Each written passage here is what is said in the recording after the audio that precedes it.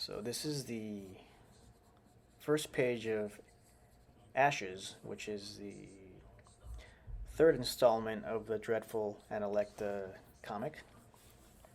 And again, this is another story by C.M. Eddy Jr. They're they're all pretty short stories, average around maybe 12 pages. So one of the first things I do is I read the short story and then I read it again. And the second time I read it, I kind of instinctively mark down where I think each page is according to the story. So I just underline a paragraph and put a number one for page one, another one for page two. Um, and then when I do my thumbnails, I go back and I do another reading and continue to edit down the pages. Um, and then as I continue to do the finished drawings on the 11 by 17 paper, I'm still editing, and I still edit when I'm inking too. So the editing never really ends. So this is the first page and the first paragraph and the introduction to the two main characters of our story.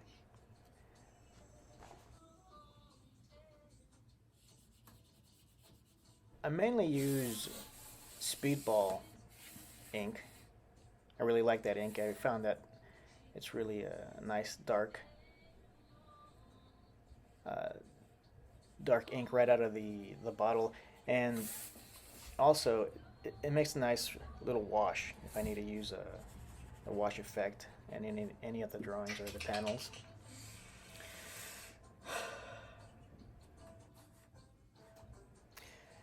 Now you may hear me sighing occasionally or breathing or making some noises, and that's just normal. That's how I normally work. I just kind of remind myself to take a deep breath once in a while.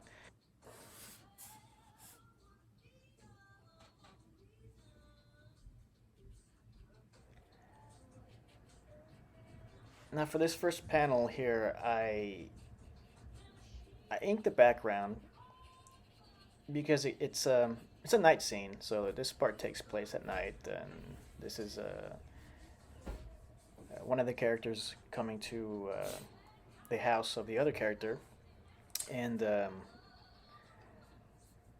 in the rain. So what I do here is I just filled in the background with black. This gives me a better overall feeling of um, what the composition is like, what the mood of the panel is. It's nighttime. It's supposed to be raining. Um, but in the story, it doesn't describe rain, and these are one of the things that I feel that I just add to the story. So, and what I like about C.M. Eddy Jr.'s short stories are they leaves a lot of room for interpretation. You know, he doesn't give you a very clear picture of the weather, the setting, no specific cities or locations. So you kind of have I kind of have a little bit leeway with how I interpret the story.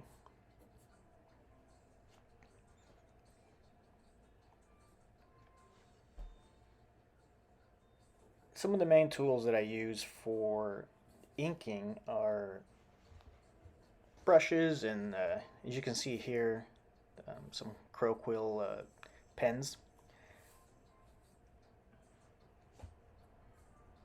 And my main brushes are, I think they're called Yasumoto.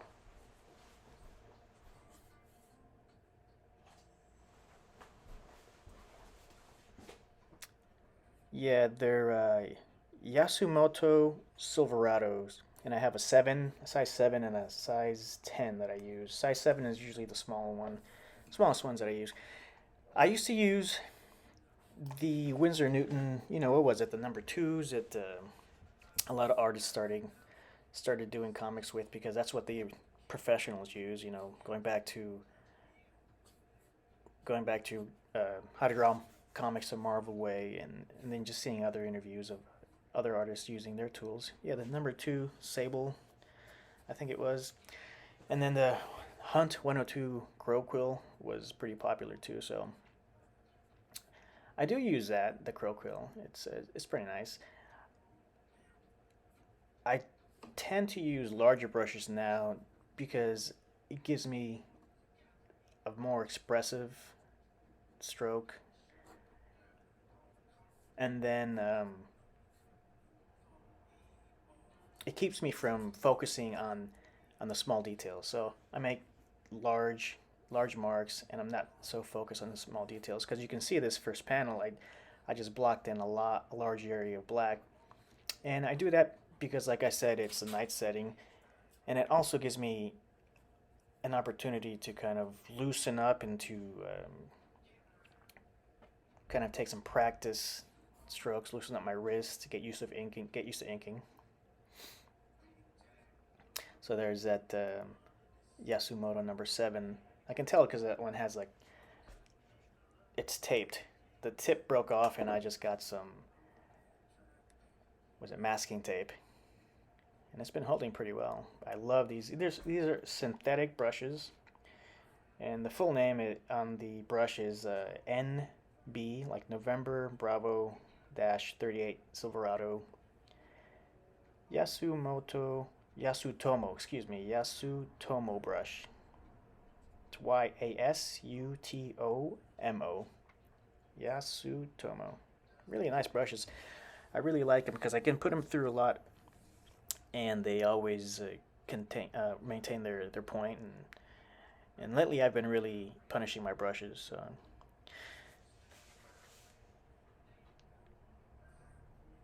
And one of the biggest hurdles, or one of the most challenging aspects of creating my own comic, was the lettering. So I've been really working on the lettering, and since the first issue of Dreadful Analekta, the Love Dead, I didn't even get really comfortable lettering until maybe around page 18, and I still am struggling with it.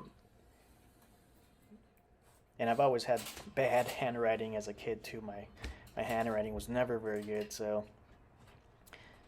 that's something I had to kind of work at. Did a lot of practice with that. I do everything traditionally, so when I letter, I do use the Ames guide, and I have been experimenting with different pens. I tried the Crow Quill 102, and it's nice. I like the Crow Quills.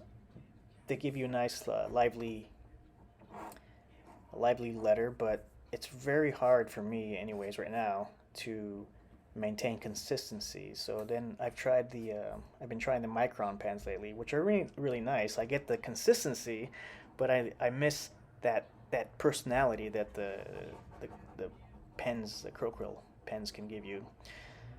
And so basically for this issue, the third one, Ashes, I landed on using a number 3 micron, or is it a 03 micron, something like that, for the text. And then for the bold words in the text, I use a Pentel gel pen, like a 1.0 gel pen for the bold words, and that seems to work out pretty well. Because I want it to be nice and expressive, but most importantly with the lettering, obviously I want it to be legible. Clarity is pretty important.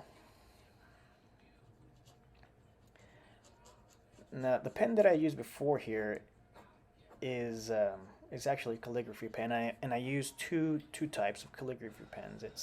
They're like the flat pens, right? They have that straight edge at the end of it, and it's flat and broad. I use a C3 and the C2, and they give me a nice expressive line. I'm not going for control here so much as as mood and a certain feeling, and I'm experimenting because a lot of this project for me is experimenting.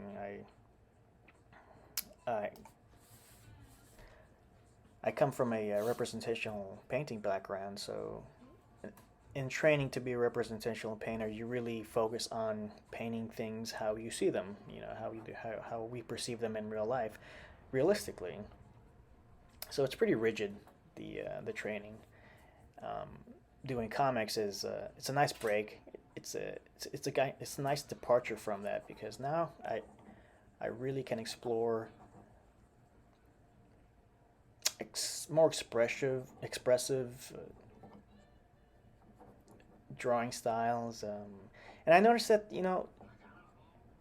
realism in comics it's nice because you can see the craft and you see really there's great draftsmen uh, in comics, but for me, I've found that the drawings, the comics that don't rely on realistic drawings work the best for me. I mean, if you look at Bone by Jeff Smith, it's very cartoony. It's not representational at all, but it has all the elements there. He understands so much of what of visual art that there's so much emotion from those cartoons. I mean, even going back to the old Scrooge McDuck cartoons. Who was it? Carl Barks, I think, was the artist. Such emotion from cartoons. It doesn't have to be for me. It doesn't have to be realistic representation. But yeah, going back to the lettering. Yeah, I'm still struggling, and I always, you know, try to find new ways to do it. But and my friends also who I have a friend who makes a independent comic as well, and he's telling me, well, why don't you just do Illustrator? Do the lettering in Illustrator? And I mean, one, I do have experience with Illustrator and the Adobe Suite. One, I don't want to, you know, it's an expense for me right now, and so this comic is self-published. Everything's out of pocket. I'm not crowdfunding it. I'm not going through a publisher or anything. It's just all out of my pocket. So I'm trying to see if I can do something as as inexpensive as I can, like just using the the bare materials. So yeah, I'm used to doing traditional work and I really enjoy it. So that's what I decided to do the traditional. So and again, that's something else I got to learn, and it takes time to learn how to illustrate or how to do the type in Illustrator. And yeah, I understand it takes time to learn the how to do lettering by hand, but for me, the traditional method feels a lot more comfortable right now.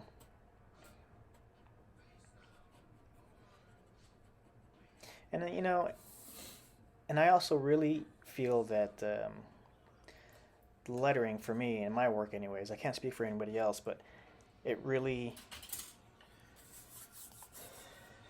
it kind of adds. It goes with the art. It's part of the art. It's part of the drawing.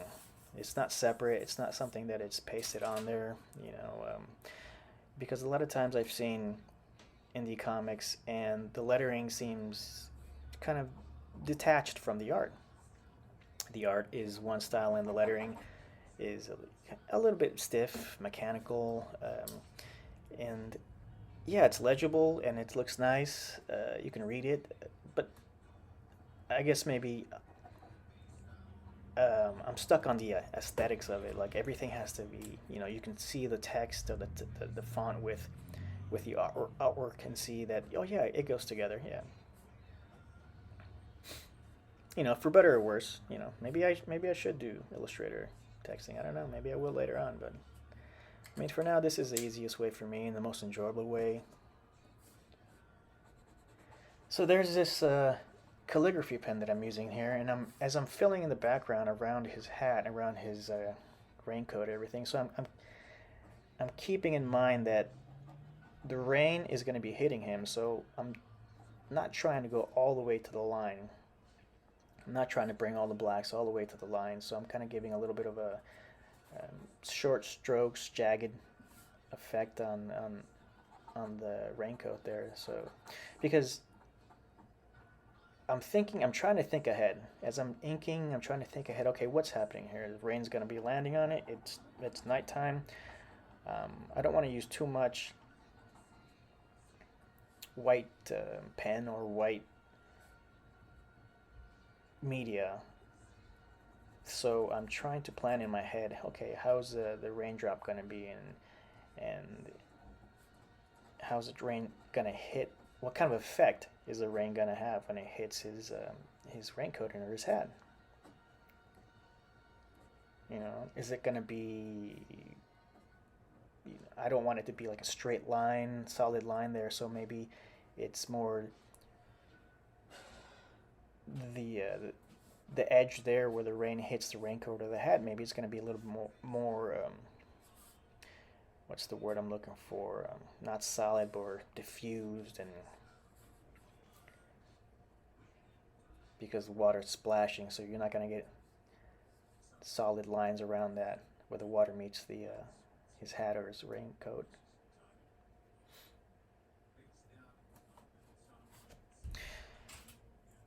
So yeah, I continue pushing myself with the lettering, and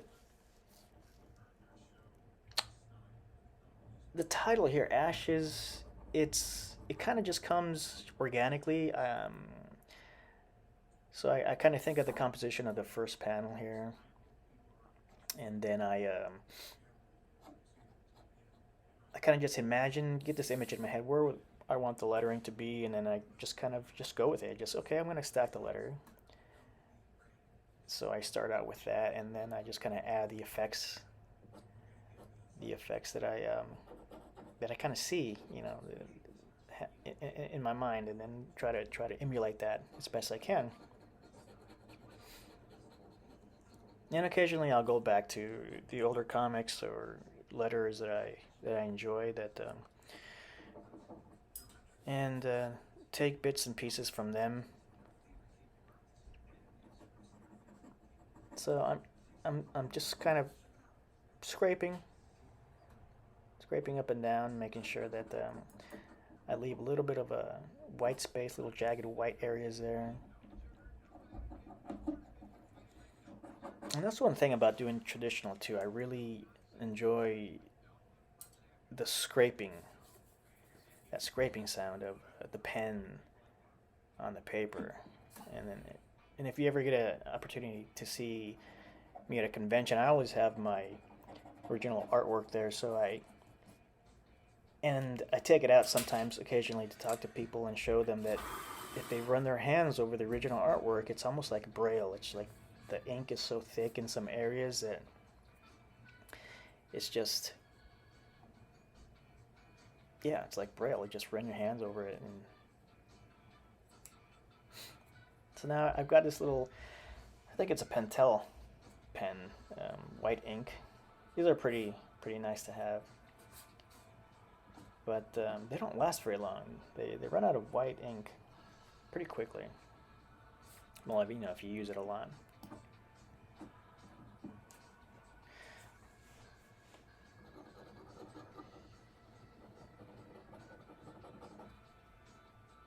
But I'm just trying to keep this, I tried to keep this video about 15 minutes, but I ran a little long. So I think I'm going to try to keep any future videos pretty short.